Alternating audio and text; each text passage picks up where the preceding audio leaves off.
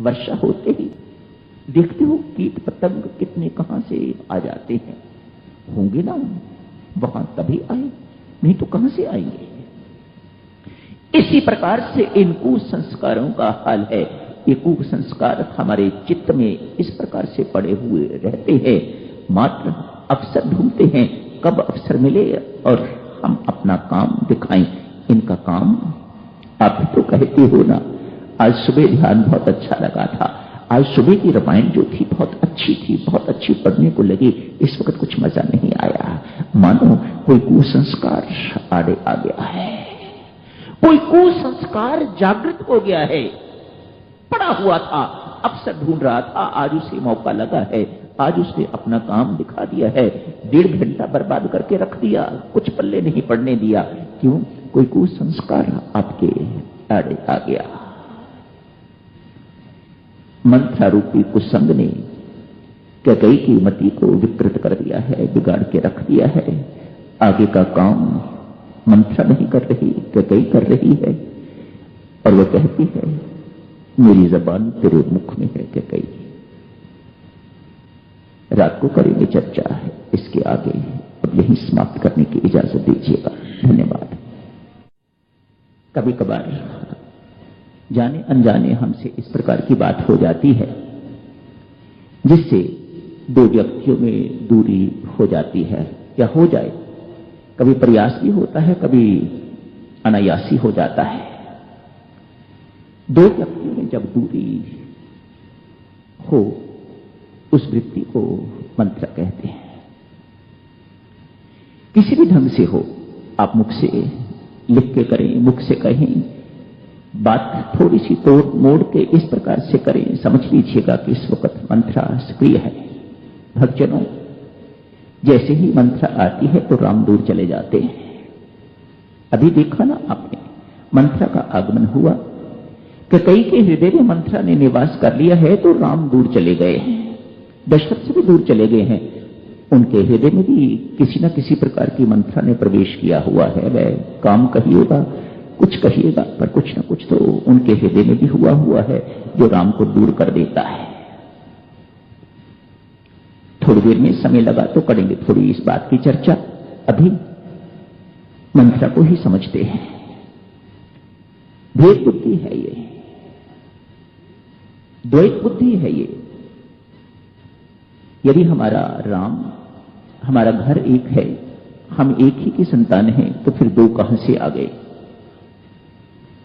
द्वैत बुद्धि पैदा करती है ये मंत्रा। अपना अपना है, पराया पराया है। अरे अपने ही काम आते हैं, इसलिए तो भक्त की बात सोच। ये राम ने काम नहीं आना, ये कुशल्या ने काम नहीं आना, अपने ही काम आएंगे। जैसे मैं तेरे काम आ रही हूं, देख किसी ने आके तुझे कोई आके सलाह अच्छी नहीं दी, किसी ने आके तुझे बताया नहीं, मैं तेरी अपनी हूं, मैं तेरी अपनी ही काम आई हूं।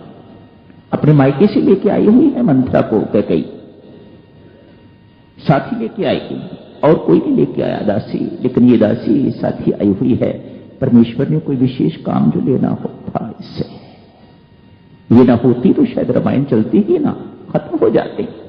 सो मंत्रा की भूमिका भी बड़ी आवश्यक भूमिका है। भगवान ने कोई चीज निरर्थक बनाई ही नहीं है। देवियों सज्जनों, कुछ भी देख लो आप, हर एक का किसी न किसी ढंग से मतलब है। मंत्रा ना आई होती कैकेयी के जीवन में तो रामायण ठप हो गई होती, रामायण चलती ना आगे। बस जितनी है पर्याप्त है। मंत्रा आ जाती है कैकेयी के जीवन में, द्वैत भाव पैदा करती है, लड़ाई झगड़ा पैदा करती है, आपस में दूरी बना देती है ये मंत्रा। ये मंत्रा ऐसी ही वृत्ति है, हमारे अंदर भी कभी ना कभी आई रहती है। जब हम काम किया करते थे तो बहुत अच्छा काम होता था। अब औरों ने करना शुरू कर दिया है, हमें उनकी सहायता देने की आवश्यकता नहीं है। जब ना सहायता मांगने की आवश्यकता है, ना सहायता देने की आवश्यकता है, तो समझ लीजिएगा साधक जनों, कहीं ना कहीं मंत्रा काम कर रही है। स्वामी जी महाराज भी ये सोचें, मैंने अनेक वर्ष अमुक स्थान पर बिताए हैं, इसलिए मेरा उसी स्थान के साथ ही सब कुछ है, बाकी स्थान मेरे लिए कुछ नहीं है, तो ये स्वामी जी महाराज को बिल्कुल शोभा नहीं देता। और स्वामी जी महाराज ऐसा कर ही नहीं सकते। क्यों? उनकी तो मंत्रा मर गई हुई है और हमारी मंत्रा अभी जीवित है। ये बातें हम तो सोच सकते हैं और हम सोचते ही हैं, हम करते भी हैं ऐसी बातें। ये अपने पराये का सिलसिला तो हम बना के रखते हैं। मध्य प्रदेश के हैं, यूपी के हैं, पंजाब के हैं, हिमाचल प्रदेश के हैं, दिल्ली के हैं। अब जब से दिल्ली वालों ने काम संभाला है, हमें कोई सहायता करने की इनकी आवश्यकता नहीं, और नींद में एक निकालेंगे ताकि ये सिद्ध कर दिया जाए जब हम करते थे तो बहुत अच्छा काम होता था।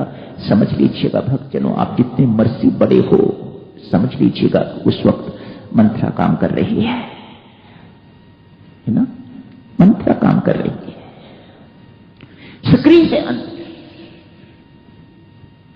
आप भले ही ऊपर से बहुत जाप पाठ इत्यादि करने वाले हैं, पर कभी ना कभी जब ये वृत्ति आ जाती है तो समझना चाहिए कि मंत्रा भीतर सक्रिय हो गई है, मंत्रा हमारे जीवन में आ गई है। आज सुबह अर्ज करी थी आपसे, राजमहल में रोज कथा होती है। महर्षि विशिष्ट सारे जितने भी कर्मचारी हैं उनको, या जितने भी राजमहल में रहने वाले हैं, राज परिवार के जितने भी सदस्य हैं, सब रोज महर्षि विशिष्ट से कथा सुनते हैं। और कथा महर्षि विशिष्ट द्वारा सुनाई हुई कोई साधारण कथा तो नहीं। एक और अत्यधिक प्रेम है, दूसरी ओर उच्च कोटि का त्याग है। अभी आपने ये चित्र देखा,